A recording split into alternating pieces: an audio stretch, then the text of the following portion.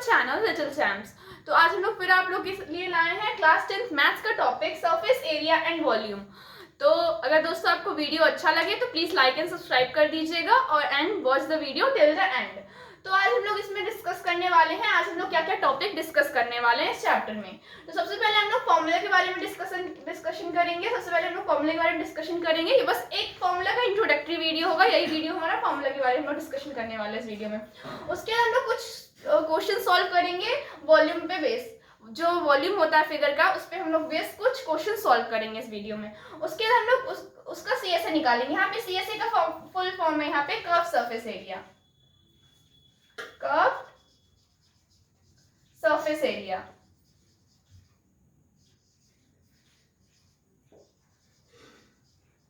Curve surface area CSA का यहाँ पे फुल फॉर्म है। उसके बाद हम लोग क्वेश्चन सॉल्व करेंगे, question related to TSA. TSA पे रिलेटेड एक क्वेश्चन सॉल्व करेंगे और यहाँ पे टीएसए का फुल फॉर्म है टोटल सरफेस एरिया।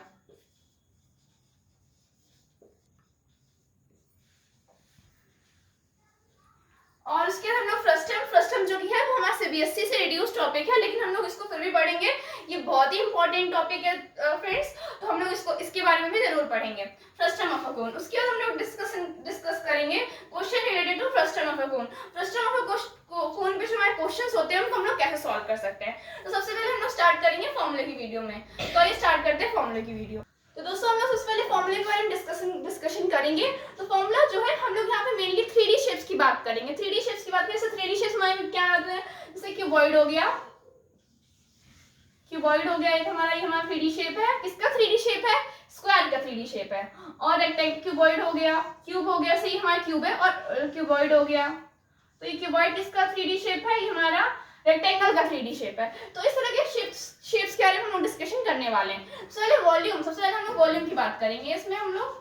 तो वॉल्यूम कैसे निकालेंगे दोस्तों हम लोग, किसी भी 3D शेप का, कोई भी 3D शेप आपको दे रखा है उसका अगर आपको वॉल्यूम निकालना है तो आप कैसे निकालेंगे दोस्तों? कुछ भी नहीं करना है, इसका 2D शेप पहले आपको पता करना है। जैसे कि ये हमारा क्यूबॉइड है, अच्छे से बना लेते हैं इसको एक बार।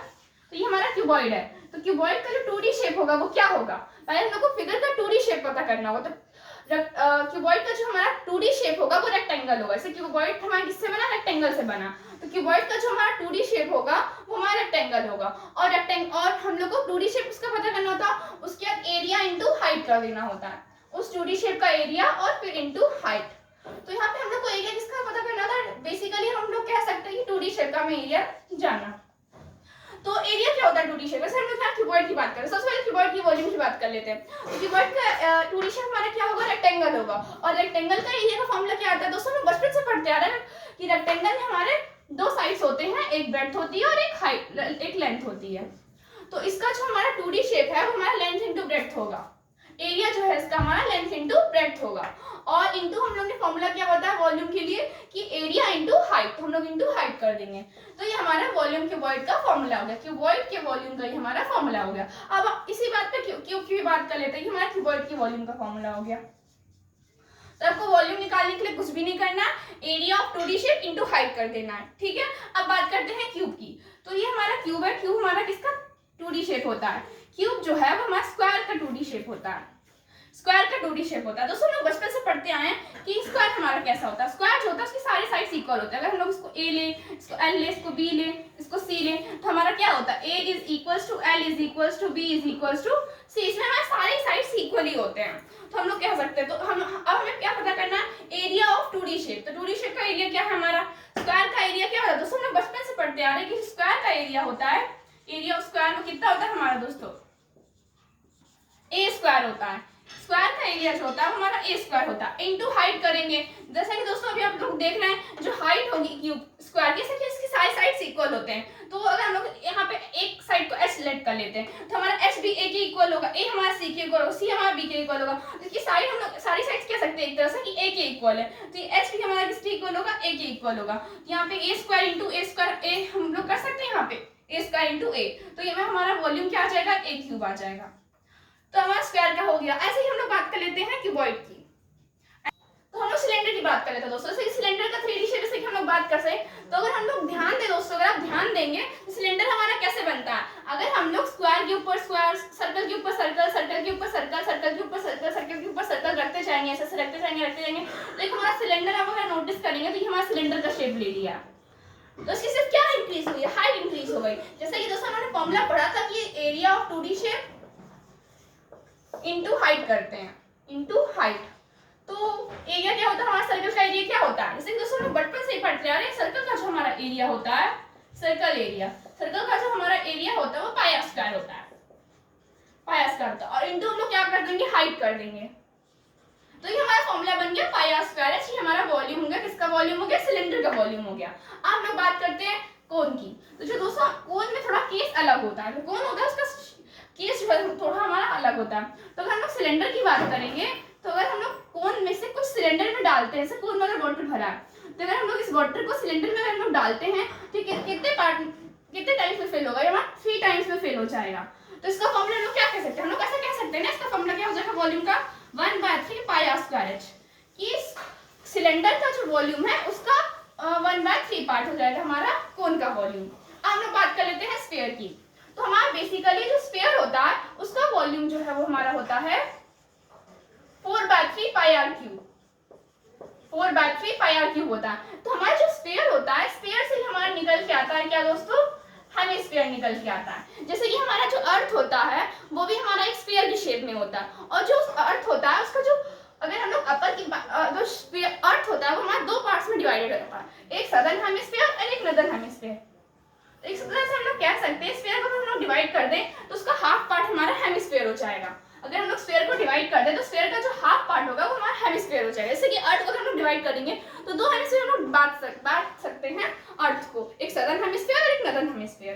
तो अगर हम लोग, तो इस तरह से हम लोग कह सकते हैं कि हम लोग वॉल्यूम का हाफ कर दे तो हमारा हेमिस्फीयर का वॉल्यूम निकल आएगा। तो ये हाफ करते हैं वॉल्यूम को, तो 4/3 पाई आर क्यूब को अगर हम लोग हाफ कर देंगे तो 2 से 2 हमारा कैंसिल हो जाएगा और हमारा आ जाएगा 2/3 पाई आर क्यूब। तो जैसा कि दोस्तों अब हम देखा कि हमने वॉल्यूम की सारे 3D शेप्स जो हमारे होते हैं उसके वॉल्यूम की हमने बात कर चुकी है। अब हम लोग बात करेंगे बेसिकली कर्व सरफेस एरिया की।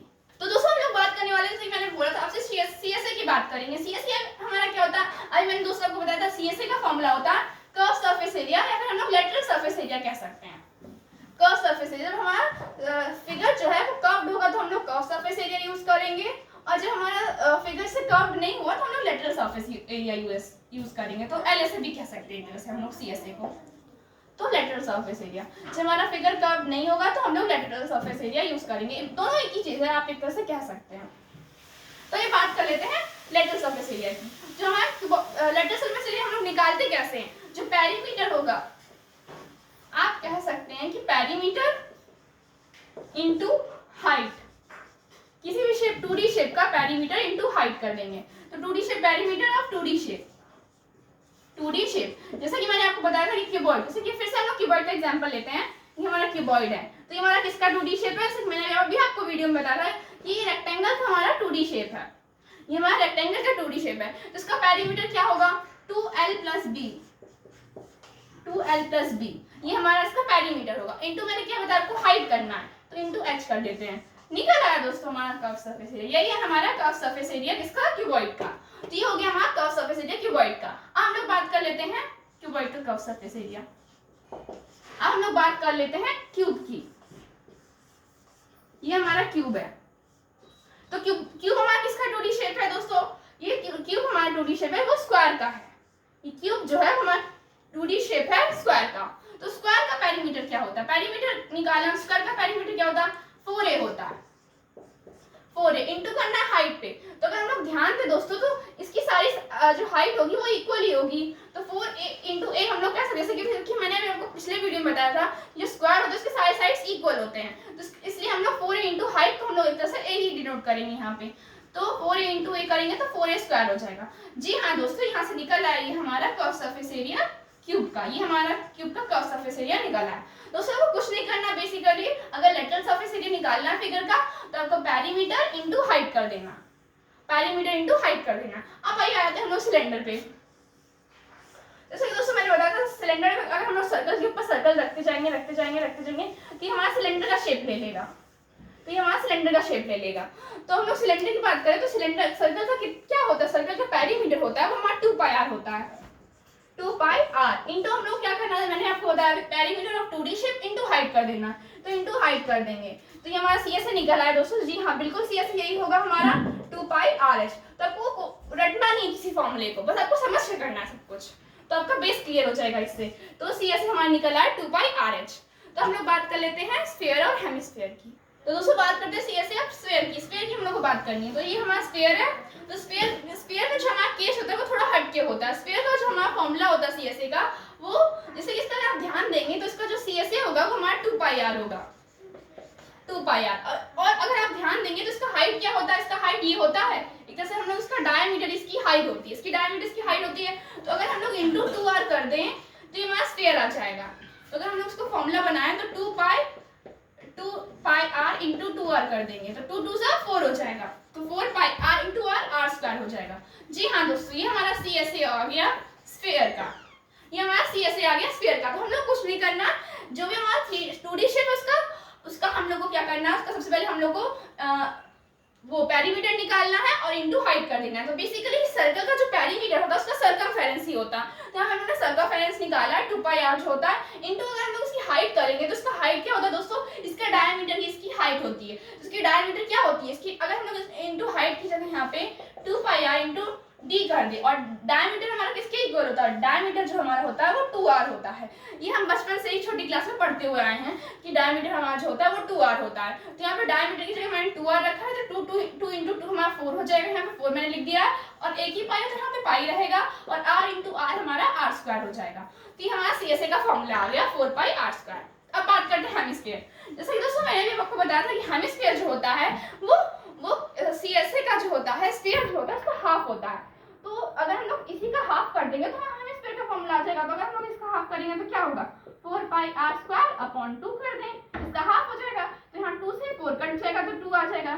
तो सीएसए का फॉर्मूला हो जाएगा इसका 2 पाई आर स्क्वायर। तो दोस्तों ये हमारा फॉर्मूला हो गया हेमिस्फीयर और स्फीयर का सीएसए का। तो उन्होंने सीएसए की भी बात कर ली है इस वीडियो में। अब हम लोग बात करेंगे टीएसए की। तो दोस्तों हम लोग बात करने वाले टीएसए की। तो टीएसए हमारा क्या होता है, टीएसए का फॉर्मूला होता है बेसिकली आप कह सकते हैं कि CSA into area of base. अब बेस पे डिपेंड होगा कि कितने बेसेस हैं, क्योंकि अगर आप बात करेंगे तो कोन में हमारा एक बेस होता है, और सिलेंडर की बात करें तो सिलेंडर में हमारा 2 बेसेस होता है, और क्यूबॉइड की बात करें तो क्यूबॉइड में भी हमारा 2 बेसेस होता है, और क्यूब की बात करें तो उसमें भी हमारा 2 बेसेस होता है। तो ऐसे ही हम लोग को बेस पता करना हो कितने बेसेस हैं। तो हम लोग एक क्यूब बनाए यहाँ पे, उसमें हम लोग क्यूब की ही बात करेंगे। तो हम लोग क्यूब बनाए यहाँ पे, तो क्यूब अगर हम लोग बनाए तो सीएसए कितना होता है, हमने फाइंड किया था कि क्यूब का जो सीएसए होता है वो 4a स्क्वायर होता है, 4a स्क्वायर इंटू हम लोग एरिया ऑफ बेस करें तो कितनी बेसेस हैं इसमें, 1 2 बेसेस हैं, तो 2 इंटू ए कर सकते हैं हम लोग। यहाँ पे कितनी बेसेस हैं, 2 इंटू ए हम लोग कर सकते हैं। नहीं दोस्तों यहाँ ही नहीं होगा, 4a स्क्वायर हमारा सीएसए।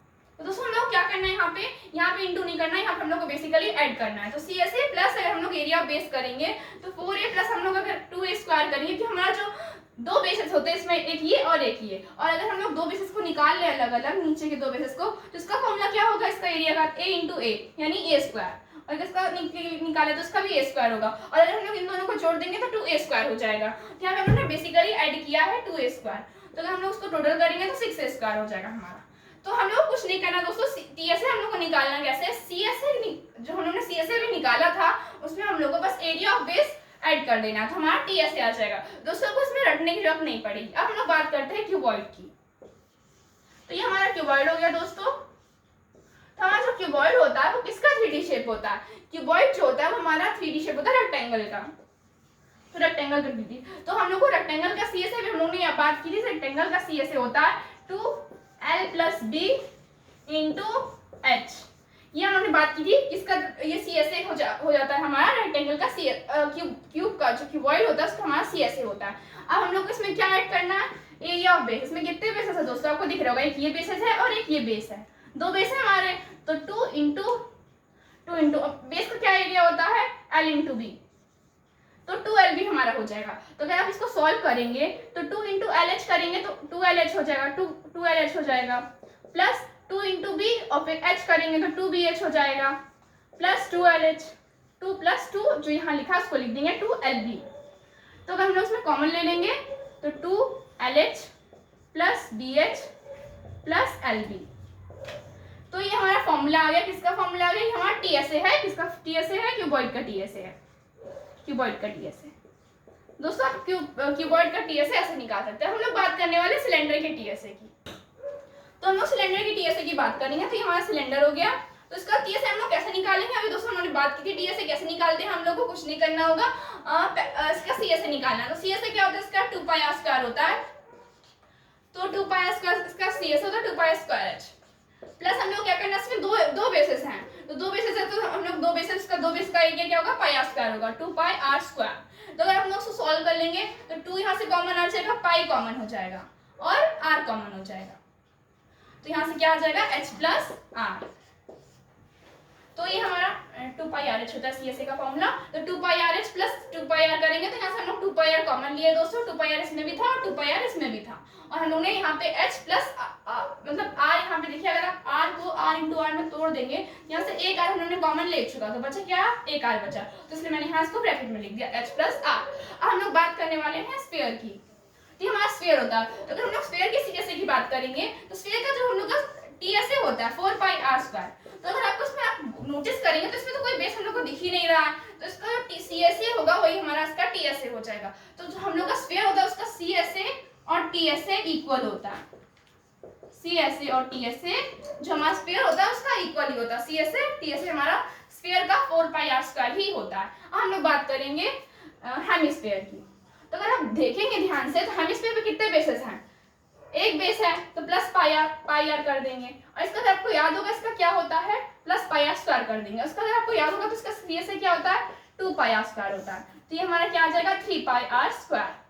हम लोगों ने कुछ नहीं किया, बस एरिया CSA निकाला है। CSA + एरिया ऑफ बेस किया, जो मैंने आपको फॉर्मूला बताया था TSA निकालने के लिए। तो CSA + एरिया ऑफ बेस कर देंगे तो हमारा क्या आ जाएगा? 3πr² जो है ना, यही हमारा क्या होता है? TSA होता है। किसका TSA होता है? हेमिस्फीयर का TSA होता है। तो दोस्तों ये हमारी इंट्रोडक्टरी वीडियो थी सारे ये फॉर्मूले के लिए। तो यहाँ आज हम लोगों ने इस वीडियो में फॉर्मूले डिस्कशन कर लिया। तो हम लोग अगला वीडियो जल्दी आएगा आपके लिए जिसमें मैं क्वेश्चन सॉल्व करूंगी इस फॉर्मूले पे बेस्ड। तो मिलते हैं नेक्स्ट वीडियो में दोस्तों। जय हिंद दोस्तों। Please like and subscribe my video.